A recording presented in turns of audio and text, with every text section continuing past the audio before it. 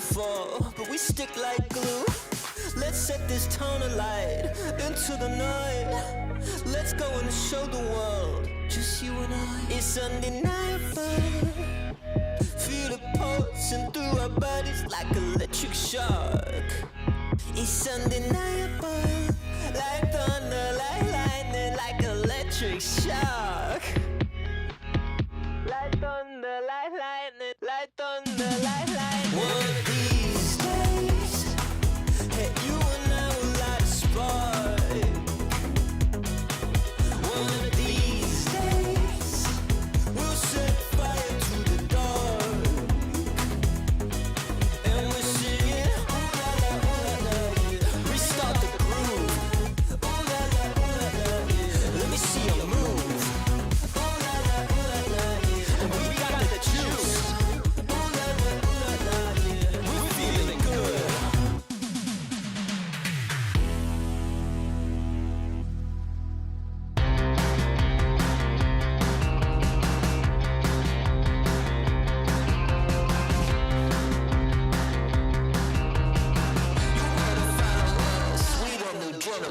We've got you spinning around, your new fixation. We are the voice of the crowd, new generation. You got your feet on the ground, we're shooting for the stars. Back up, we're leaving this town, baby, we're taking off.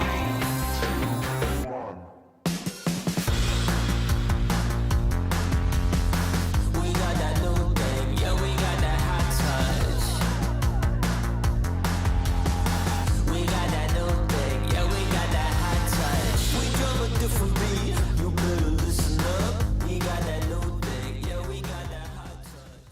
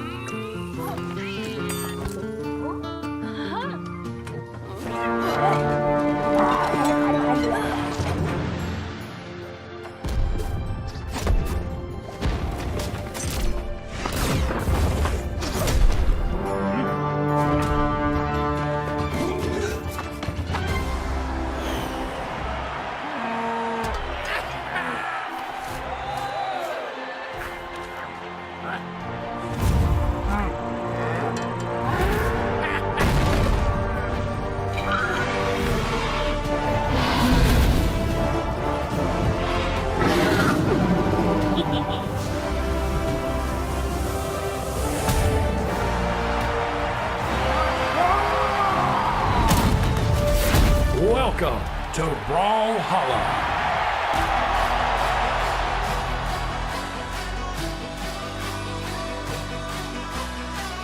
Welcome to the Midseason Championship in sunny Orlando, Florida.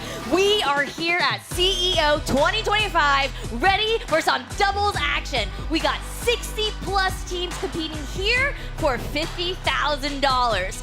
Will Kaina and Loris continue their dominance in doubles, or will someone else claim the belt?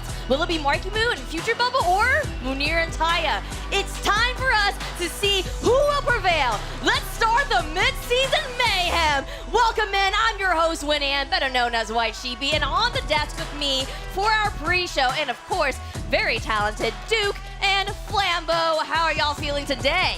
You know, it's always great to be here in sunny Orlando, Florida. Had a great time coming in yesterday. You know, a lot of people had travel problems, but we're all here. We're all ready to compete. And it's already been kind of an insane day. Looking at the brackets, there's some games that went to Game 5 that are a little bit surprising. We'll probably get into it a little bit later in the pre-show. Yeah, no, I'm excited. I mean, every single time we come out to the Midseason Championships, something legendary happens, right? We had that amazing run from Jeff Wardo last time. We had Kaina walking out with 2 belts on each shoulder, right? What is it going to be this time around? I'm just here to find out. Well, first we gotta go through some things here, right? So, of course, we're gonna be live here on the main stream, same time, same place, tomorrow and Sunday for our doubles top 4 and top 8 for singles. And also, y'all, you can't forget about the side stream, okay? We will also be live all day today and Saturday at twitch.tv/pro-Brawlhalla with more Brawlhalla action this weekend. And of course, if you're watching, if you're tuning in, that means you're in for a whole weekend of in-game titles, emotes, weapon skins, and the like. So if you don't know what's up for grab or what I'm even talking about when it comes to viewership rewards, let's take a look right here. Yes, that's right. If you're tuning in all weekend on twitch.tv/Brawlhalla, you will be earning these lovely items here. Ooh, look at that. The color as well, the weapons, and the title reward. Nice. So you want to make sure you're tuning in. Okay, but wait. That's not all, because here we've got new merch available, okay? So at the merch booth here and online as well, we got some fresh new merch. You want to check out brawlhalla.insidecodeusa.com, or like I said, if you're in the venue, head over to the merch booth and grab this newly dropped basic merch this weekend, which is exclusively here. Yeah, so and before it hits the website as well. But my point is, it's clean, it's fresh, get it now, get it while you can, brawlhalla.insidecodeusa.com, or if you're here, grab it now at the merch booth, all right? And of course, wait, we can't forget about our Brawlhalla Fest Reaper t-shirt, okay? That's also exclusive, right? So this beautiful long sleeve shirt, also available at brawlhalla.insidecodeusa.com before June 20th. You don't want to miss it. Get it now. That was exclusive for Brawlhalla Fest, okay? Love that design. That is a custom design. Thank you, Rachel. We love you. All right, so let's now talk about the tournament, the doubles tournament happening today. So, Duke, I want you to help me out here. Why don't you kind of tell me about the format for today's doubles tournament? Well, you know how we do here with Brawlhalla, with esports in general. We do our best of fives. We do a double elimination bracket. The main thing you need to know is that if you see somebody take an L, they get knocked out, they're going to go down to the elimination side of things where they can make that lower bracket run. We've talked about that many a time, where that's kind of where a lot of really exciting things happen, because you get to see those lower bracket runs and see that intensity build up. That's something that we'll see on like the side stream, which is why we have 2 streams. But that's kind of the short of it. Yeah, I mean, classic, what we've always been doing, double elimination, best of 5. You got that lower run if it happens to be there. And, you know, I know teams are competing for the $50,000 prize pool, and we do split all the way to, like, top 32. But speaking of grand tournaments, though, did we mention that BCX is happening in, like, November? In a few months? No? Maybe? Well, how about we check out this video for a little bit more information.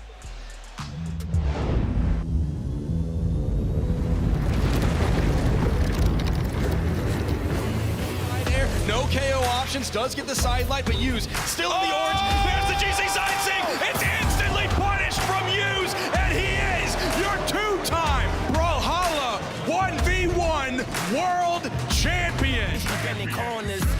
To the top, gotta get to the top. If I fall down the hill, grip my bucket tight. Whatever the path, gotta figure it out. On stage, the ground pound, no, there's not gonna be one, but Gosling could not connect to the wall. He GC taunted him. That's a battle pass challenge. That's one for it. That's crazy. He did it. Unlocked. Don't know what somebody told you. It's probably best if you don't move. Just stay. Kinda now in the center of the stage, misses the end light. Look at that boy move. Experience can only hit stairs, and now he's disarmed. Weapon spot comes in, he's got the gun. He gets the side air. Can he get the edge guard onto Loris? Loris makes it back. He gets the stairs. That's gonna be it. It should be. He won't be able to touch. And Kaina and Loris are going to be your BCX 2024 doubles champions. Make time freeze while you watch tick.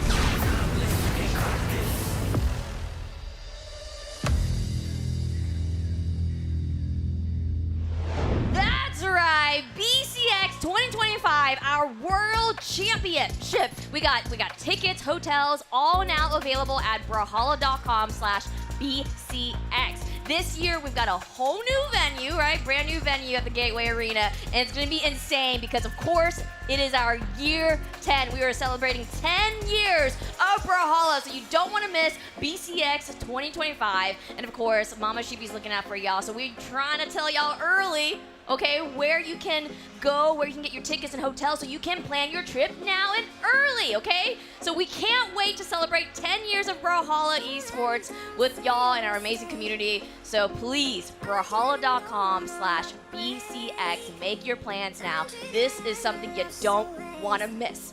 All right, y'all. Now, we're done kind of talking through some of the preliminary stuff here. And so now I want to focus and talk about the competition and the teams that we're seeing today in the doubles tournament. So we're going to kick it off with Kaina and Loris. So Duke, tell me about this team. Well, yeah, just saw them in that PCX promo video as they are our current 2v2 world champions. They're also our CEO champions from last year as well. They're kind of the team to look out for in terms of all these teams because they have the most potential to win everything, but also, like I said earlier, looking at the bracket, they went to game 5 for their first set of the day against Akame and Type, which is a little bit insane. And also, they haven't been winning all season the way that I think people would have expected from our world champions. I mean, they got 9th in spring championship just like a month ago. So they're definitely in this weird spot where like everybody expects them to win. I personally, I'm like, they level up in in-person events. I think they're going to go crazy. But also, like, you're looking at the numbers and there's not that confidence that I think people would want when you see our world champions. Bamba, what are your thoughts on this? I mean, the resume speaks for itself, right? Like, we're looking at 2 of the best, most decorated players in Brawlhalla history. They've been able to get the title before. I'm pretty confident they can do it again, but this is a different Brawlhalla than they were playing last year, right? We've had balance adjustments, you know, people are playing different legends now, there's a new weapon thrown into the mix, right? It's a question of, are you able to go up and combat against the new adversity that has shown itself? We're on a new arc now. Can the same heroes rise on top, or will they fall before someone else who has been training in the lab, in the hyperbolic time chamber, trying to make this dream happen for themselves? Only time will tell. Man, I love what you just said there. I mean, yeah, they are looking so good as far as knowing that they are the champions, right? And they're gonna fight for the title. But I mean, people have been learning, people have been adapting, and actually, Flambo, I actually want to grab your thoughts on this team, relatively new team. It's Zen and Hideaway. What do you think about this team? So Zen and Hideaway is gas, to put it in a simple explanation, right? Both is a team comprised of what I think a lot of people would look at and be like, oh, these were kind of the support players from 2 separate teams before kind of come together. How is that team going to work? I feel like there might be something that isn't quite going to line up with the way they play the roles. No, that's just not true at all. This team started teaming fairly recently. I think they have like 3 tournaments under their belt, and despite that, have been making people turn their face, and it never leaves the screen from that point, right? Have been able to do extremely well in the past 2 tournaments that they've entered. I think getting like 2nd. So it's like they're not. You can't sleep. Like you look at them, and it's like, okay, I wasn't familiar with your game. I was familiar with each of your individual games on different teams, but now that they've come together, I think they very quickly made a name for themselves. It was like, oh man, if we run into this team, that could just be the end of the run right there. And Duke, what do you think about this team, Zen and Hideaway? I think Flambo said it very succinctly and almost perfectly. I will also add to the information that he gave. They have teamed 3 times before. Looking at the numbers, though, only once in 2025, once in 2024, and once in 2023. So it's not even like all 3 times were this year and like they're like getting ready to go into spring championship. They kind of just picked it up and they got 2nd place at the spring championship. Like you said, they're 2 people who most people wouldn't have kind of like fantasy drafted together, but then you see them come together and you're like, you know what? This is working really, really well. Yeah, and we got some more time to talk about some of these things here, and I like that you did point out like the 3 different tournaments that they have been together. I do want to call out though the last tournament that they were in together. What was it? Spring championship? They were 2nd. Like, I don't know. So, you know, as we're talking about all these different players and teams to look out for, and it's like, okay, we know kind of Loris, we know that name, but it's like, man, some of these teams coming together that, you know, we don't really see. They're really showing up. And I actually do want to move on to an EU team that also, I would say, pretty relatively new. This is Taya and Munir. And Duke, I want to grab your thoughts on this team. Yeah, this is one with even less history behind them. They have one tournament ever played together. That Spring Championship, that was about a month ago. They got first place. They teamed up once and got first place. And this is the thing where I consistently am like, oh, Munir, you gotta watch out for him. He's dangerous. He went to max mode and took out his teammate. Like, he's someone that you gotta be careful about. And then he shows up and he wins Spring Championship in a region with like some really solid twos teams. I think that's really impressive. Taya's been kind of on the radar, has been looking good as a twos player, and I think it's just been a matter of like finding that right person for both of them. Hopefully this team is going to work out, because obviously this is a completely different stage. We're playing in person, playing at CEO, they're playing against different regions, but also like that's kind of scary to come together and immediately get first place. Lambo, you got any thoughts about this team, of this potentially winning team? How do I explain this? I guess the best comparison I can make is an acquired taste, right? Ooh, you know, okay. where it's the kind of thing where you're not really sure how you feel about it at first, and then over time you're sipping on it, you're like, okay, wait, you know, like the flavors, I kind of see the vision, and then over time you're just like, oh wait, no, like this is a mainstay, this is something I can't live without, right? This team of Munir and Taya, I'm wondering if it's gonna kind of flow that way for me. I don't know if I'm convinced yet, but I do think the question of can we find a teammate for Munir that is able to complement him in a way where it doesn't seem like he's trying to play more reserved, and I think Taya might be that answer. I agree with that. I think they have a lot to still show. I mean, they've only been together for Spring Champs, right? But even then, for Spring Champs, they were first place and they were playing so well. So, I mean, you might be onto something here, Flambeau, about this might be the partner, the teammate for Munir to really show up in doubles, because we have seen Munir play. We know what kind of player he is. We know he's so talented and everything too. And so he just needed that right partner, right? You got to kind of find that soulmate of yours, you know, if I can say so myself, to really team up. And who knows, maybe they show up and take it all, because I mean, they're playing well. So I'm gonna actually move to another team in Europe that actually has been with each other for a long time, but they did have a little bit of a split. But now they're back, and that's Acno and Blaze. So Flambeau, I would love to grab your thoughts about that. I mean, everyone's been waiting for this moment. Truth be told, when the news hit, you know, it was like breaking on the headline, Acno and Blaze are no longer teaming together. I'm pretty sure I saw people crying in the stands, like giving each other hugs. They couldn't believe it. It was the end of an era. I mean, this team, I hate to use superlatives, right? But when you look at the streak, I mean, they made the record. I don't even remember how many tournaments in a row it was at this point. It was that many, right? Win after win after win after win. There's an argument to be said that they should have never broken up. But sometimes you need that break. Sometimes, you know, you're up in each other's grill just a little bit too much, and you have to take some time to recalibrate, come back, recenter, and then come back even stronger. And that's exactly what we've seen with Acno and Blaze. The moment they got back together, the placement's as high as you'd expect. Yeah, and Duke, I want to grab your thoughts about Acno and Blaze as well. Yeah, I mean, they're one of the most history teams in all of Brawlhalla competitive. They've been together since 2019. Guess what? The first time they competed together, got second place. So they're kind of also insane. They've won multiple tournaments. They've won multiple in-person tournaments, but they've never won a BCX, and they've never won a CEO. So there's a little bit of a chip on their shoulders, despite the fact that they're so historied, so strong of a twos team. They still haven't quite raised the belt. But I mean, it's Acno and Blaze. This is like a doubles team that literally throughout history, if you've been in Brawlhalla esports and you've been paying attention, you know that name, you know that team. And yes, they had a little bit of a break, all right? It was what, about a year? Yeah, it was, okay, it's like a year break, right? They got back together in Winter Champs, first place.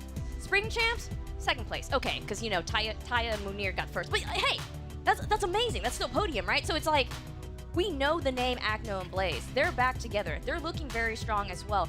And that's one thing that I love about these kind of like, you know, offline events, because anything could happen. Maybe, yeah, it could be Tyre Munir, it could be Agno Blaze. Who knows who's going to take it? Is it one of these newer teams coming together? Is it teams that have been around, you know the name? Like, it's exciting to see what's going to actually happen and unfold today. And so, speaking of which, another team that I don't think has actually really been together, right? Yeah, Duke's shaking his head here. I don't think they've really been together. Another team that's found each other for CEO. This is Fakey and Godly together. And so, Lambo, can I get your thoughts on that? So, kind of a similar situation to Munir and Taya, where we have seen Godly especially team with so many a different person and also able to find extreme success with those various partners, but has never had a static. And I don't know if that's going to be the case here with Fakey, but does definitely have the opportunity to do some massive damage to the bracket. Fakey also extremely esteemed in the 2v2 landscape, kind of similar to, like, let's say players, like Zen or something, where it's like also really known for their ability to play support, teamed with Java for a while and had really great results there as well. So you take a player like Godly and you take a player like Fakey, and it's like, okay, like, even though they've never teamed before, you already know the potential for greatness is extremely high. It's just a matter of, is it enough? I always have this dilemma, which is why I'm happy that, like, Acto and Blaze are teaming together again, because when Acto and Blaze team together, it's like they have the time, they have the experience. When it comes to the 2v2 landscape, players always want to do this, like, hopscotch of who their teammate is. I'm going to team with this person for this tournament and another person this tournament, and so it makes me worry about how far they'll be able to go because they don't have that time to sit and bake and marinate as a team together. But time will tell, I suppose. Marinate, I like that word there. And Duke, I actually want to know how you think about this new team matchup as well, and how they might do here at CEO. I think they are not to be slept on. That's the easiest way to say it. Obviously, Godly, he's won a world championship with the North American. I think he's perfectly capable. Fakey has been an amazing twos player. I mean, got first place with experience very recently. So I think they're a team that you should absolutely not sleep on. Despite the fact that they're cross-region, they actually do end up getting a lot of practice together because Godly is west enough in the European region that he has pretty decent ping to North America. So I think they are going to have a lot more practice than people expect, and I think they're going to upset quite a few people. Oh my goodness. That's so exciting though, that we have these, like, recently teams coming back together, and then we have really known names as well. Like, what is gonna happen at CEO based on what you guys have been talking about here?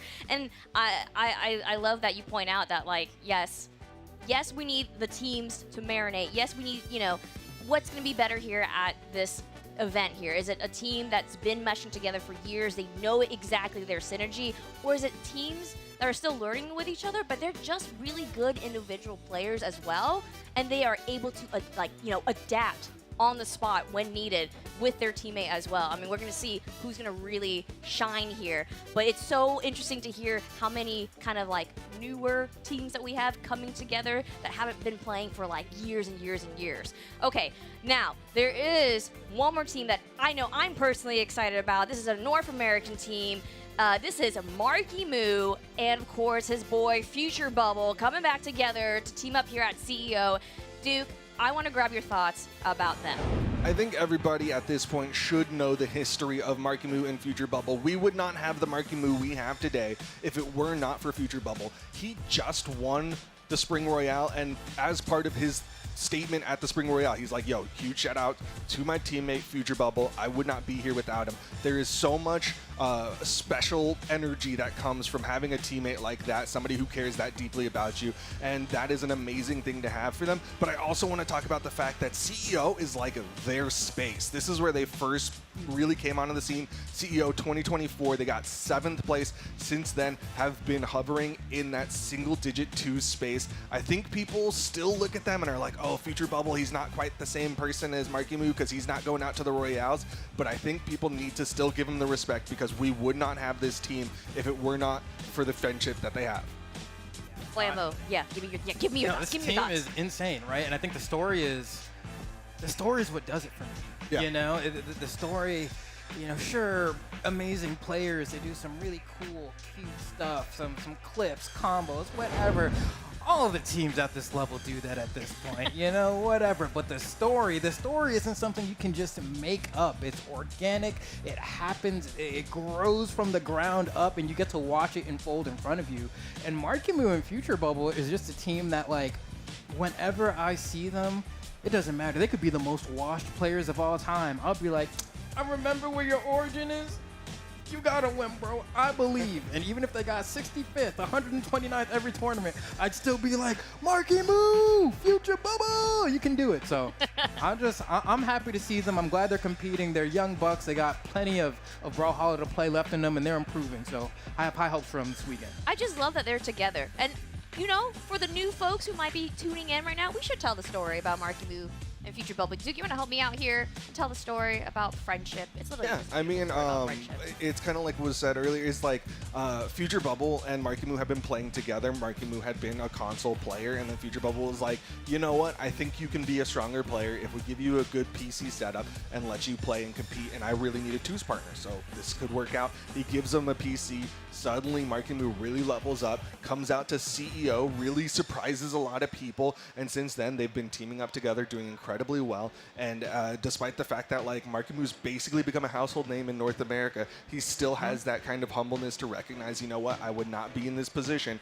if it weren't for Future Bubble. And I love that. I love that. Literally, like, that's literally just a beautiful story of friendship, right? Because obviously, Markimu has really been making a name for himself this past year in North America, like you just said, Duke.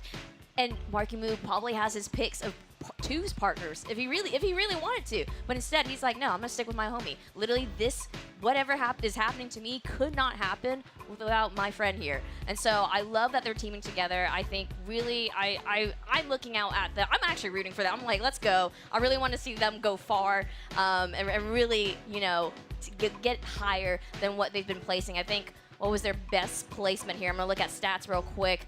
Third at the World Championship. Third at the World Championship. That's not bad. That's not bad. That's not bad at all. But I just am rooting for them. I want to see them succeed is pretty much what I'm saying here, even though we have so many incredible teams here. So now that we've gone over some of the teams, right, that we've been looking out for, I gotta know y'all's predictions. And I'm going to actually start with you, Duke. What are your predictions for CEO for midseason? Do they have a graphic? Oh, because you forgot. Okay, well. I remember. Okay, I hope I remember. I could be wrong. They put us on the spot, and I said 3 teams. In third place, I believe I put... right there. It's right there. Taya and Munir. Okay, yeah, that tracks. And then in second place, I'm pretty sure I put the North Americans, Zen and Hideaway. And then in first place, I definitely put Kaina and Lores because, like I said, they level up in the NA, or they level up in the in-person space. I have a lot of faith in them, despite the fact that they haven't really been performing recently. But it's Kaina and Lores. Like, you can't not. Yeah, no, I mean, that's a pretty good team lineup you got there. I feel like mine's going to look a little different from yours, but I mean, there's just so many good competitors here, right? So, of course, sitting in third place, I believe I had Godly and Fakey taking that spot there. High hopes for them this weekend. Pretty sure they can do it. They could probably win the entire thing, but at the end of the day, you got to pick 3 teams. Coming in at number 2, I put Acno and Blaze because I'm like, listen, they came back together. I got to put some respect on them. They got to be somewhere in that top 3. But then at number 1, I told y'all, I love the story too much. It has to be Markimu and Future Bubble. This is the time it's going to happen. They're going to walk away with 2 giant championship belts, and they're going to be like, yeah, we are the CEO 2025 champions. And I'm going to look at them, and I'm going to shed a few tears, sniffle a little bit, and then be like, those are my goats. And that's how it's going to go. Wow, these are very different predictions here, and that's great. You're right that we have so many amazing teams, and that's the thing about, I say this all the time, but it is true, when we have these offline events, things can really shake up and mix up, so you really don't know who could take it at the last moment too, when we're doing grand finals or top 4 or something. So it's always so exciting, and so I don't blame y'all for having such different predictions here. All right, y'all, but thank you guys so much for your predictions, for your knowledge and all that stuff, because before we start the Midseason Championship, we're going to have a quick break to make sure the players are ready to go, and when we get back, we'll get to see the amazing trophy the players are brawling for.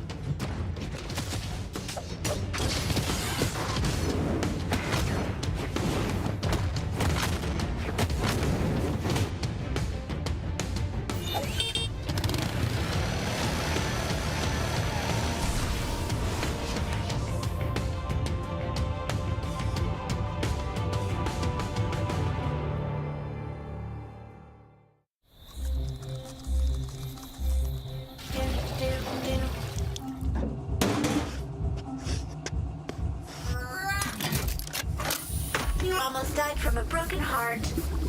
So I installed a new one. I'm also working on a moral compass. It's like I always say, necessity is the motherboard of invention. Someone's waking up. Good morning. Failure is not in my programming. When life gives you lemons, build a robot to throw them back. I never break a sweat, literally. You may be fast, but I'm overclocked. Your moves could use some debugging. I don't let power go to my head. I use it everywhere.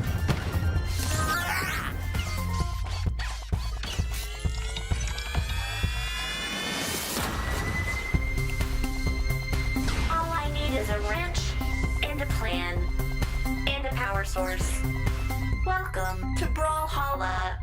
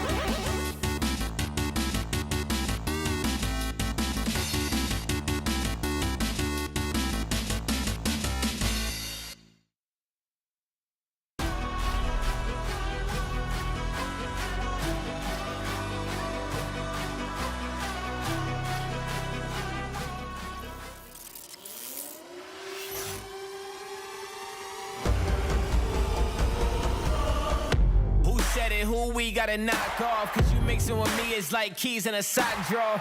I'm on target like 30 from half court. You're 15 minutes of fame for more than a half short. Going off stage with down, eating that end light, coming back on, but that's a side sig on the wrong opponent, but it does not matter. Hideaway! Are you kidding me? Hideaway! Hideaway!